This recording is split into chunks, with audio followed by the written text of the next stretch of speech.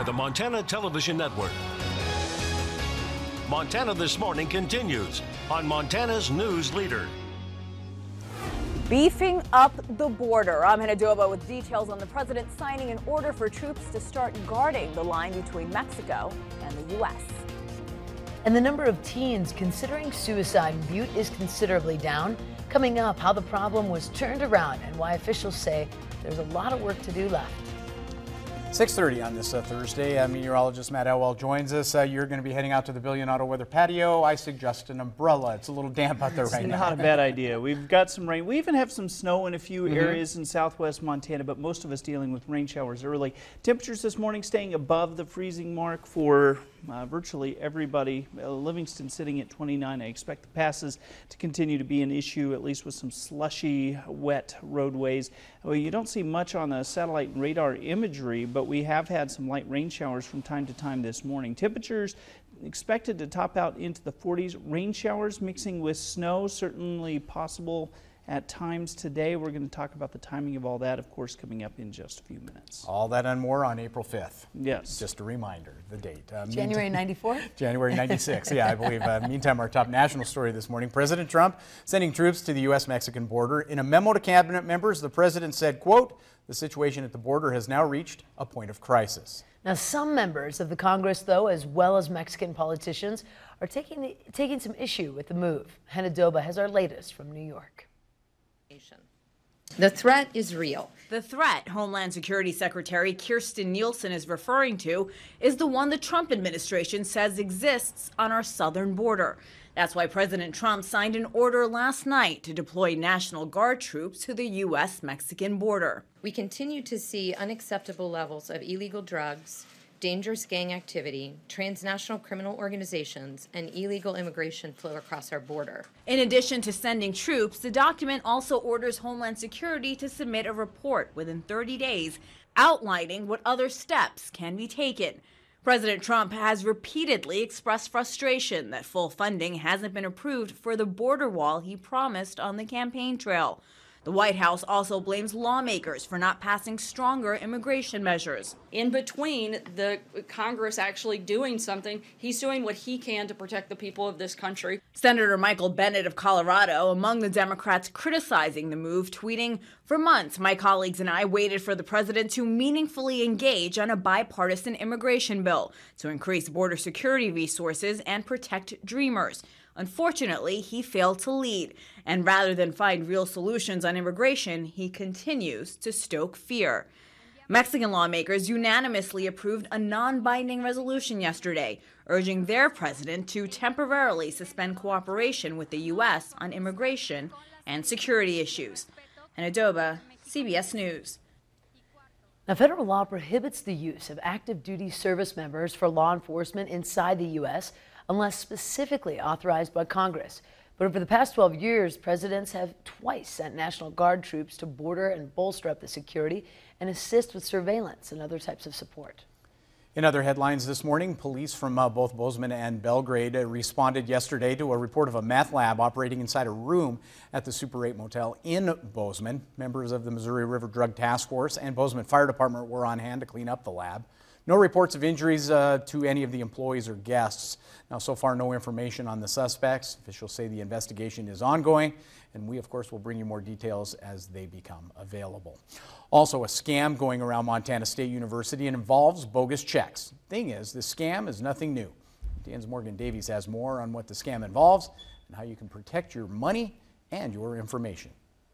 A timely message was sent out by Montana State University to warn students, faculty, and staff about a scam going around campus. What's happening is that scammers are sending people envelopes that appear to be coming from MSU.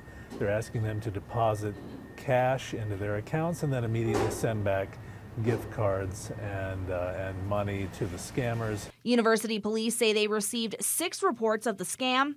And this type of scheme is a popular one. Checks are usually the front line, what we deal with a lot, because they're easy to alter, and then they don't have a lot of the security features as U.S. currency.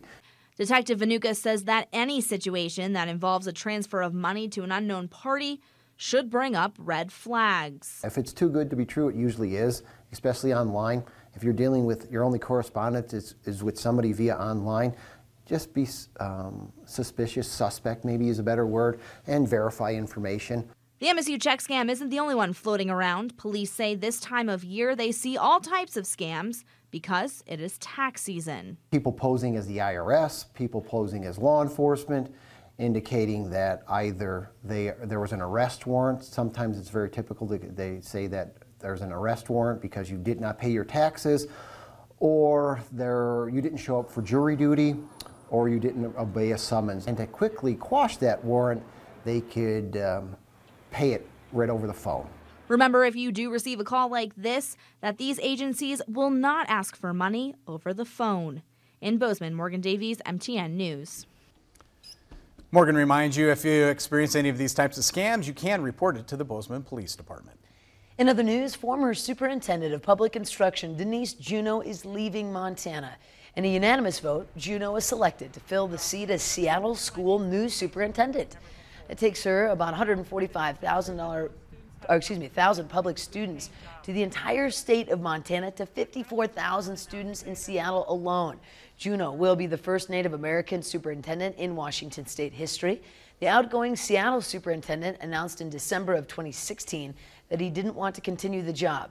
Juneau will be the district's 5th superintendent in the past 10 years. Closer to home this morning, a special committee set up to address youth suicide in Butte released some positive news yesterday. MTN's John Amy tells us the rate of kids considering suicide has dropped, but there's still a long way to go.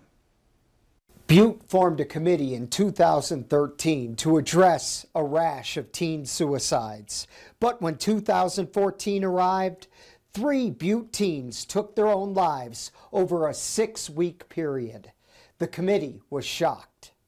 There were about 15 of us in a room at the courthouse looking at each other, scared to death. We had kids dying. The good news, since that time, the Community Action Team reports that the rate of youth in Butte attempting suicide has dropped by 5% in 3 years. Intervention and training teachers and parents in recognizing suicidal behavior is credited for moving that rate from 17% down to 12%. And given that 500 adults are now more in tune in what to look for, I think that has had a great effect. We have trained almost 1,500 students in the signs of suicide training. Officials have been encouraged that Butte had a long run without a youth completing suicide. But that optimism was shaken last month by the suicide of an elementary school student here in Butte. That little child was everyone's child. We're all affected by it. We're all traumatized by it. He was everyone's child, and it redoubles our resolve to keep going. Sullivan adds that 12% of youth considering suicide is still too high, and the committee will continue working until that number hits 0. In Butte, John Amy, MTN News. Now, John also tells us the health department has several classes available for those interested in learning how to recognize the signs of suicide. In other news, the Central Valley Fire Department broke ground on the new fire station this week. The new station will be just past the entrance of the Bozeman-Yellowstone International Airport on airport property. The station will not only serve parts of Belgrade seeing population growth, but will also help serve staff, passengers, and customers at the airport. In other news, Bozeman, the City Planning Department has received a new concept review for a duplex development at the intersection of North Wilson and Short. The developer is a company from California. The plan consists of 8 duplexes. There will be 3 bedrooms each with an attached garage. Project will be built in phases, 1 duplex per phase. New sewer and water services would be extended from North Wilson to the units. Now, the Planning Department is still reviewing the concept, and a lot of changes could be made to that plan before it is formally submitted. And hundreds of people packed the Butte Civic Center last night for the annual event that helps feed school kids in the mining city. The Empty Bowls event featured more than 1,000 handcrafted bowls that were made by artists in Butte earlier this year. People who bought a ticket got to pick out their favorite bowl, then fill them with soup provided by several local restaurants. The event raises money for Butte's Emergency Food Bank's backpack program that provides needy school children with weekend lunches throughout the school year. We're 25 minutes into it and almost all the bowls are gone. A lot of people showed up. They're very excited, very happy with it. Probably the best bowls we've ever made. That is incredible. The event is expected to raise about $40,000 for that backpack program. I love that. Good night for soup last night, too, so that was a good call. Yeah, good idea. Gosh, we could see that event grow even For sure. more next year. I love it. Well, tax time is almost here, as we all know. And up next, we look at a popular scam lurking around and giving many people a costly headache. But before that, let's check in with Nora O'Donnell, see what's coming up at 7 o'clock on CBS This Morning. Morning ahead here on CBS This Morning. An old Toyota recall is creating new problems for the automaker. Why a dealership owner is refusing to sell about $1 million worth of cars. And we'll show you how 3D printers can be used to build homes in just days. See you right at 7.